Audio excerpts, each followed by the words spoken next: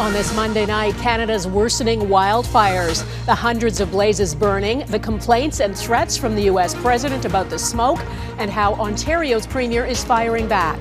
That bunch of rubbish. Another changing of the guard, the UK's newest prime minister.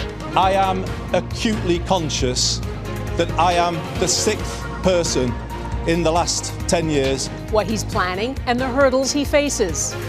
Where is Parker, the race to find an Alberta boy who vanished days ago, and why an Amber Alert wasn't issued sooner? The alert criteria is just too rigid. Plus, Cyclospora investigation, why U.S. health officials are now backtracking on a key finding.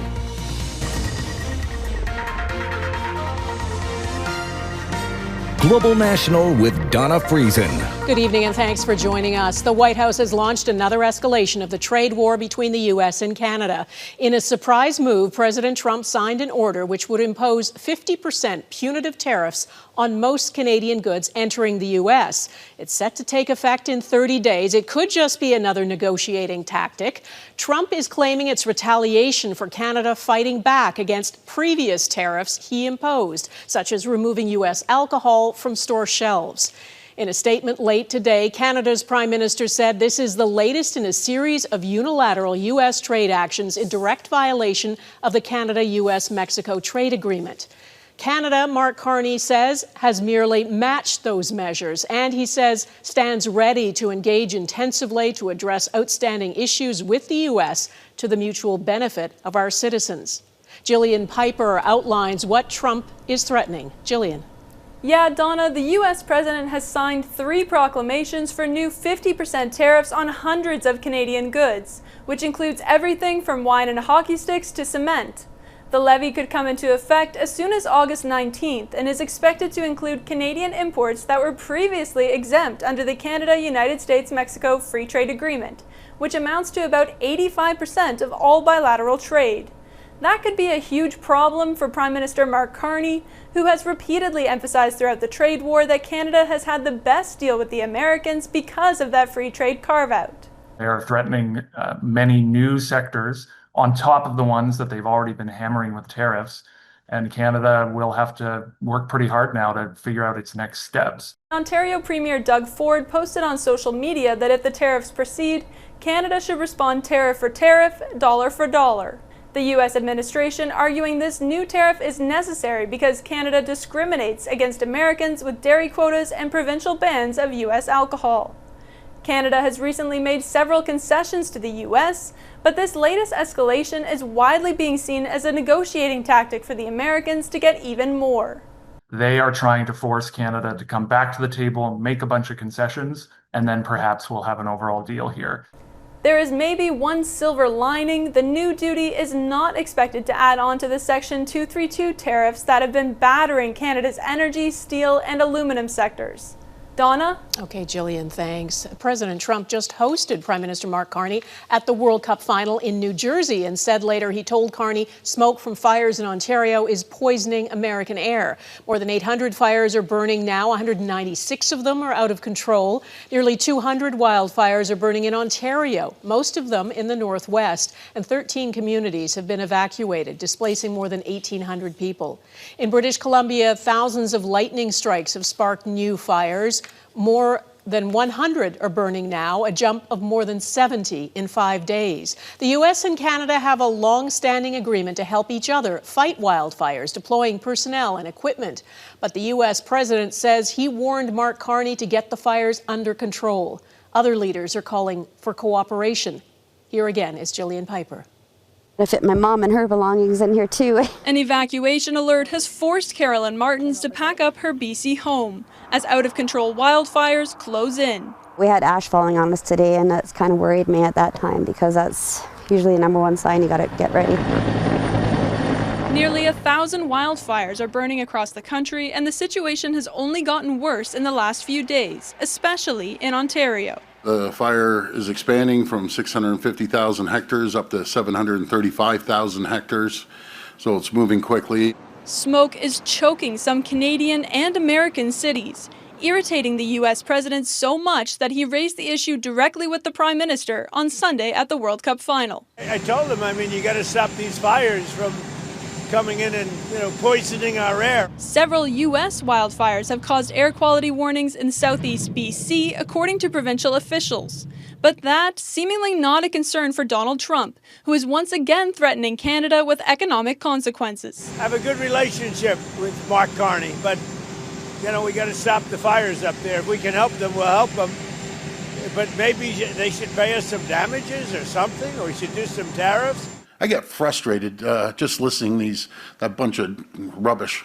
Ontario Premier Doug Ford pointing to Canadian Armed Forces personnel helping to save Minnesotans from an ongoing wildfire as an example for the president. Maybe President Trump would offer his closest allies and friends some support rather than sit there and threaten tariffs.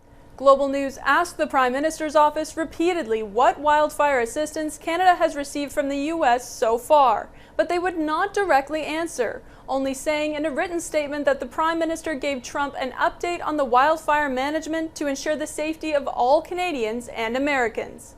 Dawna? All right, Jillian, thank you. U.S. Central Command says a new round of strikes have been launched at Iran tonight. It is the 9th straight day of escalating attacks, and it's sending oil and gas prices soaring again as traffic through the Strait of Hormuz nearly grinds to a halt. The average price of gas in Canada is now $1.75 a litre. That is up almost 2 cents from yesterday. Since the U.S. and Israel launched this war, thousands of Iranians have been killed, and the U.S. has lost 17 service members. Both sides have signaled an openness to resume talks, but right now, as Candace Cole reports, neither seems willing to stop fighting. For 9 straight days, the U.S. and Iran have exchanged missile strikes in response to repeated strikes on commercial vessels attempting passage through the critical Strait of Hormuz. The latest round of strikes against Iran ordered by U.S. President Donald Trump in response to the deaths of 2 U.S. soldiers, First Lieutenant Tyler James Feehan and Private Isabella Gonzalez, both killed in Iranian strikes on Muwafaq Salti Air Base in Jordan over the weekend. Both were supporting Operation Inherent Resolve, according to the U.S. Department of Defense. The unidentified remains of a third person were found in the area nearby Sunday, which may belong to a service member who went missing during the attack.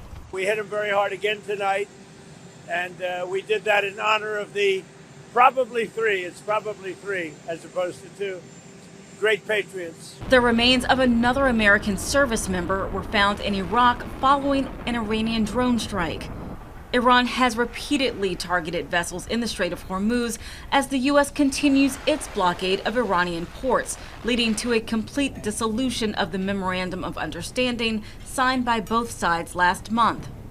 Speaking with reporters Sunday, U.S. Secretary of State Marco Rubio said diplomacy with Iran is still possible, but they have to strike a deal the Iranians will be willing to live with.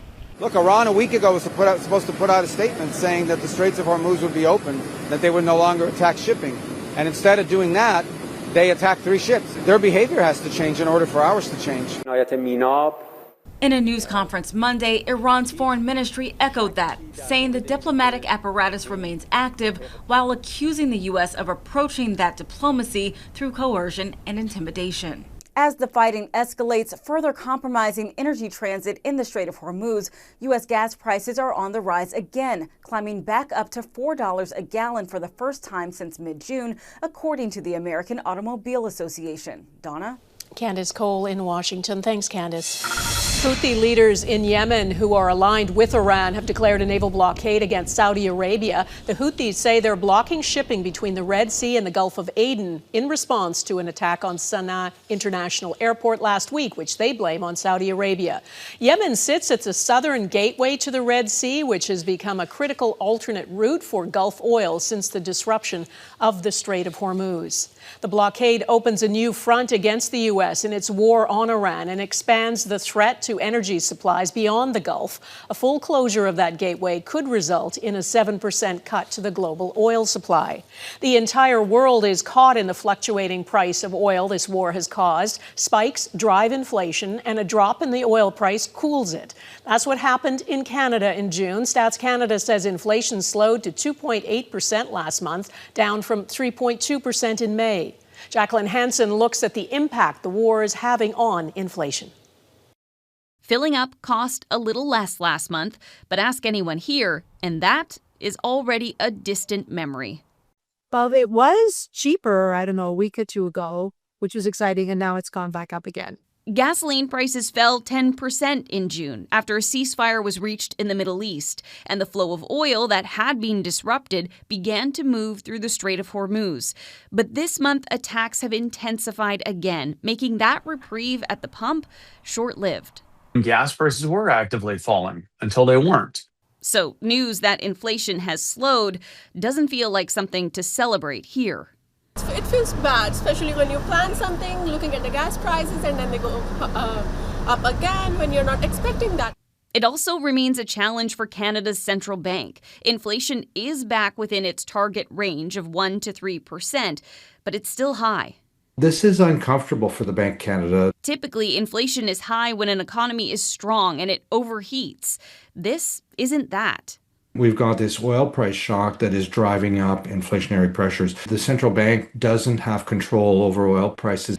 And if Canadians keep having to pay more, they may push to be paid more in higher wages, which could further fuel inflation. It becomes more problematic for the bank. And it could cause it to act and raise interest rates.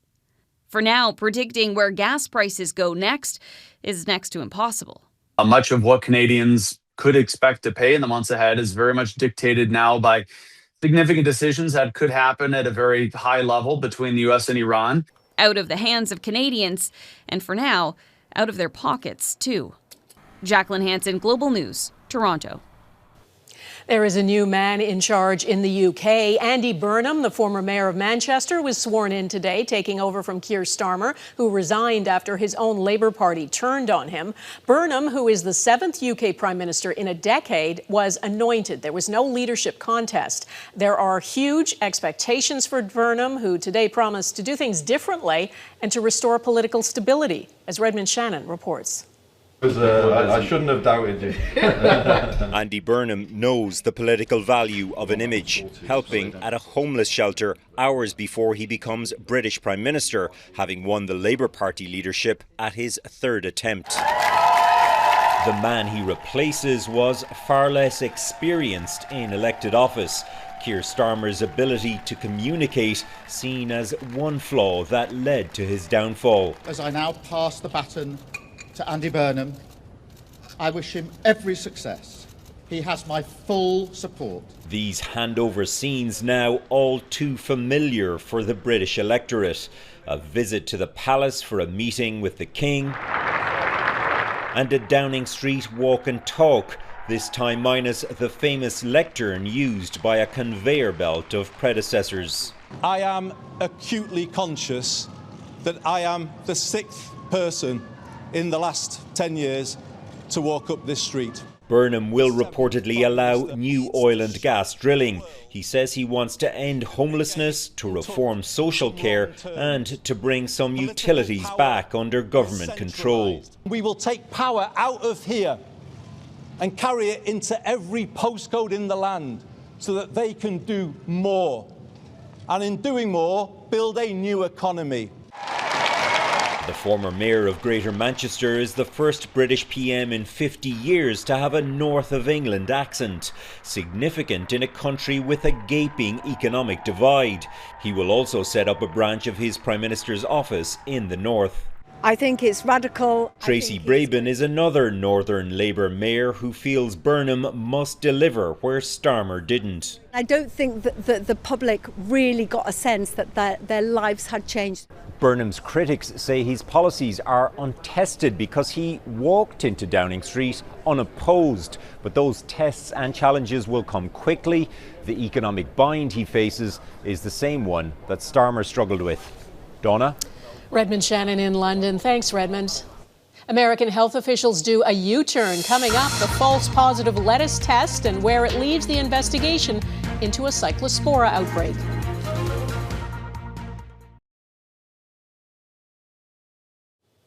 There is confusion tonight about the source of a Cyclospora outbreak in the U.S. Health officials there now say lab tests on lettuce served at Taco Bell locations produced a false positive.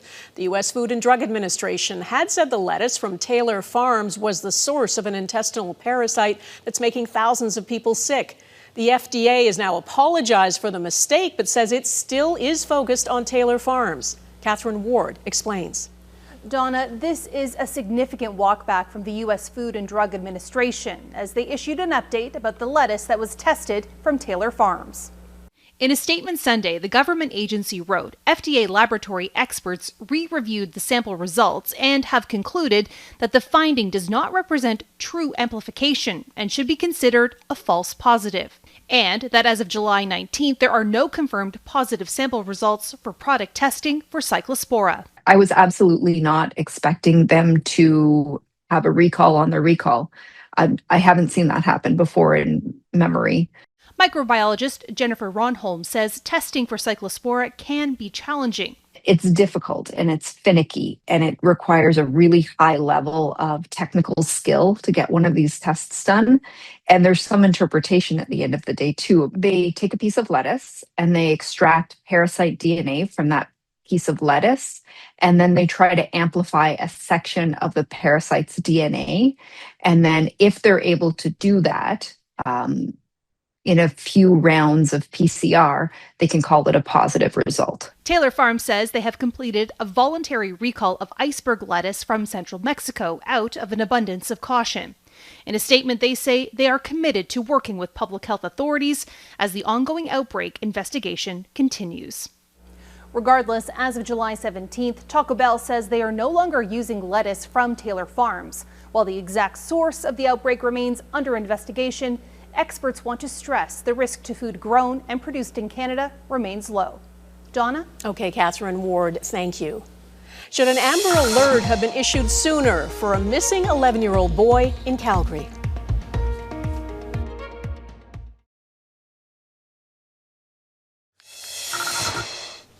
Hope is fading in the search for two missing boys who slipped into fast-moving rapids at a lake northeast of Winnipeg on Saturday. They were hiking with their father and friends when it's believed a 10-year-old slipped on some rocks and fell into the water. His 13-year-old brother jumped in after him. A rescue operation has been underway since Saturday. Police say that search may now be moving towards recovery. Police in Calgary are asking for public help in the search for a missing 11-year-old boy. Parker Wells was last seen on Thursday after leaving his day home. An Amber Alert was issued, but not until Saturday. Heather Yourex-West explains why and the calls for change. 5 days in, and the search continues for a missing Calgary boy. I just feel bad. One of my friends is autistic, so I feel like if he went missing, that would be really bad too. Police say they will not stop searching until the non-verbal 11-year-old is found, but a new obstacle has emerged in this investigation: AI, with fake images of Parker on CCTV circulating on social media. We know it's out there. We know that it can divert resources from a legitimate search path. Police say crews have walked over 6,500 kilometers searching for Parker since Thursday, but concerns have been raised over how his disappearance was handled in those first 2 days. I'm a bit disappointed with that. I think a child missing should have an Amber Alert all the time. The criteria for issuing an Amber Alert varies from province to province, but generally police need evidence that a child has been abducted before activating the system. In Parker's case, there is no evidence of an abduction. But 2 days after his disappearance, the provincial government decided to issue an Amber Alert anyways. Well, to me, this shows that our provincial government acknowledged that there are times when the alert criteria is just too rigid. Following the disappearance of 6-year-old Darius McDougall in southern Alberta last year, a case that saw no Amber Alert used, Ronald de Gagne launched a petition asking the rules change so that police are given the final say. The provincial government says it will review its Amber Alert criteria in the months to come. We just want to do whatever we can. I just feel so bad for his family. As the city focuses on bringing Parker home. Heather Yourex-West, Global News, Calgary. There's a new development in the death of Saskatchewan Roughriders linebacker and captain Jayden Dalkey. The RCMP say he was driving on the wrong side of the highway into oncoming traffic before a head-on crash that killed him and another driver. Police say they found alcohol and cannabis in Dalkey's vehicle. That fatal crash happened on Saturday night on the highway between Regina and Lumsden. 22-year-old Bishma Rajaguri of Regina has been identified as the other driver. There were no other people involved, and RCMP say there will be no court proceedings. World Cup wraps next, the highs and lows during 5.5 weeks of competition.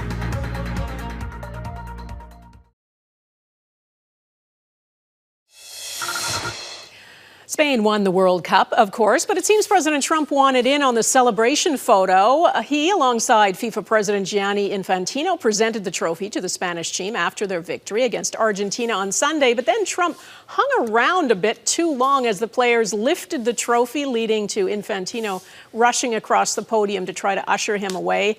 The two of them still lingered a bit before finally conceding the stage to Spain. That final game wasn't the most thrilling. There was only one goal. It was a very one-sided match, but the tournament as a whole still captivated billions of people around the world. Eric Sorensen looks back on the highs and lows of an exhilarating World Cup. 48 countries competed, but only one experiences the exquisite joy of winning the World Cup. We are so happy, right? She says to her daughter. We are world champions, says another. And it was fully deserved. Spain's creativity demonstrating what the beautiful game is really about, completing an astonishing 803 passes in the final, overcoming rough tactics by an overmatched opponent, and in extra time striking once to win it all. Emotions ran the gamut, from jubilation in victory to predictable frustration in Argentina. In this country, it's been a special time, the men's team winning its first 2 World Cup matches ever. And as co-hosts, Canada welcomed the world. That brings everybody together. I think that's Canada is all about. Vancouver and Toronto, 2 cities that embody the multicultural celebration that is the ultimate aim of the World Cup. And involve all different cultures, and I love it. It's amazing. I mean, look around you. How many people have come here? It means a lot to us. There was much to criticize, from exorbitant ticket prices to the U.S. president intervening in an American player's disqualification. Yes, I asked for a review by FIFA. On the pitch, there were players who constantly embellished contact to draw fouls. And consider what might have been if Canada's best, the injured Alphonso Davies, had been able to play more. But so much of the tournament was fun to watch. The Tartan Army from Scotland, the Norwegians rowing like Vikings, and Canadians just excited to be in the global spotlight. We never would have thought Canada would ever be one hosting a World Cup. There was the golden boot for Kylian Mbappe, the force of nature Erling Haaland, and a 40-year-old goalkeeper from tiny Cape Verde showing that small countries do belong. And while it is bittersweet to see what may be the end of an era for the incomparable Lionel Messi, there was something reassuring when Messi embraced Yamal, that the World Cup will produce new heroes 4 years from now. Eric Sorensen, Global News, Toronto. That is Global National for this Monday. I'm Dawna Friesen. Tonight's Your Canada is Sombra, Ontario. We'd love to see your Canada. Please email it to globalnational@globalnews.ca. And thanks for joining us. Hope to see you here again tomorrow. Bye-bye.